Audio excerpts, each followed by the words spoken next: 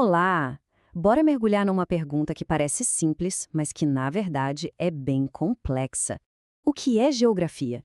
E pode se preparar porque a resposta vai muito, mas muito além daqueles mapas e capitais que a gente decorava na escola.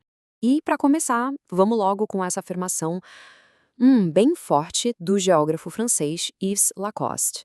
Guerra? Como assim guerra? Isso já vira chave na nossa cabeça, né? Muda completamente a perspectiva. Vamos ter que investigar de onde é que veio essa ideia.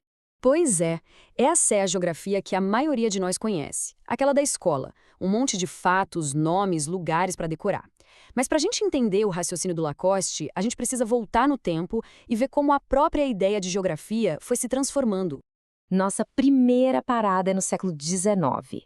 Uma época de muito otimismo, sabe? Cheia de descobertas científicas. E aqui, a geografia era vista como uma ciência pura, quase como uma foto totalmente neutra do mundo natural. E o grande nome desse período é Alexander von Humboldt. Ele foi um verdadeiro pioneiro.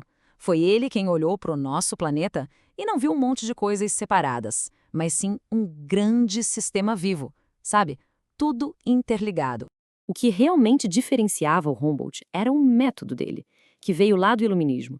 Ele trouxe um rigor científico que ninguém tinha usado antes na geografia. Ele media tudo, comparava as regiões, buscava as leis por trás da natureza. Foi ele, com essa abordagem, que basicamente fundou a geografia física moderna. Só que o mundo não é feito só de natureza, certo? Então, agora a gente vai ver a primeira grande virada nesse pensamento. A hora em que o ser humano entra em cena como um agente que transforma o lugar onde vive. E ali, no finalzinho do mesmo século, começou a surgir uma nova ideia, principalmente na França. Era uma reação direta àquilo que a gente chama de determinismo ambiental. Basicamente, a crença de que o clima e a geografia de um lugar, sozinhos, definiam o destino de um povo. E aqui a gente vê essa diferença de um jeito bem claro.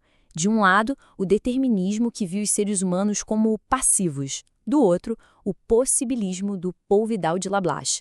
Para ele, a história era bem diferente. A natureza não dá ordens, ela oferece um cardápio de possibilidades. E cada sociedade, com sua cultura, com sua tecnologia, escolhe o que fazer com essas possibilidades. Então, o ponto-chave aqui é que o possibilismo foi um salto gigantesco. Ele colocou o ser humano no centro da análise geográfica. Mas mesmo assim, essa análise ainda era bem neutra. Ela descrevia as paisagens, mas sem questionar muito as estruturas de poder que estavam por trás de tudo aquilo. Agora, vamos avançar um pouco e ver como tudo muda de novo.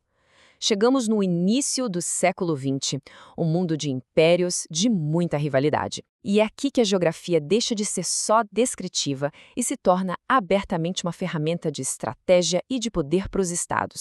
É aí que surge a geopolítica. A ideia aqui é bem direta. O espaço geográfico não é um palco neutro, de jeito nenhum. Ele influencia diretamente o poder dos países, suas ambições e, claro, seus conflitos. E o grande pensador desse momento foi o britânico Halford Mackinder. Ele olhou para o mapa do mundo não para ver rios ou montanhas, mas para enxergar um tabuleiro de xadrez global. E nesse tabuleiro, a peça mais importante era a imensa massa de terra da Eurásia. Essa frase do Mackinder resume perfeitamente a nova lógica. A geografia virou um cálculo para dominar o mundo. O espaço se tornou um prêmio a ser conquistado num jogo onde um ganha e o outro perde. Isso tudo nos traz de volta para a nossa pergunta lá do começo. Se a geografia pode ser usada como uma arma estratégica, o que isso significa para aquela versão que a gente aprendeu na escola? É exatamente aqui que a análise do Yves Lacoste, aquele do início, entra com tudo.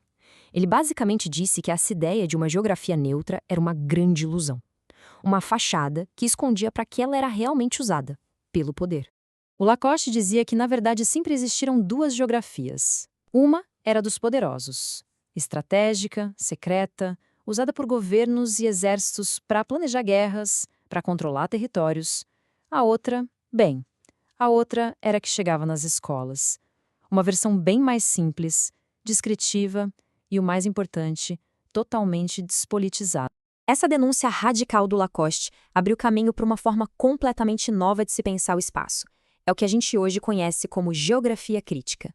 Para a geografia crítica, o espaço não é uma coisa que simplesmente está lá. Pelo contrário, As cidades, as fronteiras, os bairros ricos e os bairros pobres, tudo isso é construído. É produzido pelas relações de poder, pela economia, pelos conflitos sociais. E aqui, a definição do nosso grande geógrafo Milton Santos é simplesmente perfeita. O espaço é feito de objetos, prédios, estradas, portos e também de ações. As decisões políticas, o dinheiro que circula, os movimentos das pessoas, são essas ações que dão vida e significado aos objetos. Ou seja, o espaço está sempre sendo produzido. Olhando para essa linha do tempo, a gente resume bem a nossa jornada. A gente saiu de uma ciência da natureza, passou por uma ciência das escolhas humanas, depois ela virou uma arma de dominação e, finalmente, se tornou uma ferramenta crítica para a gente entender as relações de poder no mundo. Então, a grande lição que fica é essa: o espaço ao nosso redor nunca é neutro. Ele é o resultado de uma longa história de ideias, de conflitos, de interesses. Entender geografia, no fundo, é entender como o mundo é organizado e por quem. E isso nos deixa com uma última pergunta para a gente refletir. Quando a gente olha para as nossas cidades, para o nosso país, para o mundo globalizado de hoje, quem são os atores que estão definindo as regras, desenhando os mapas e, no fim das contas, moldando o espaço onde a gente vive?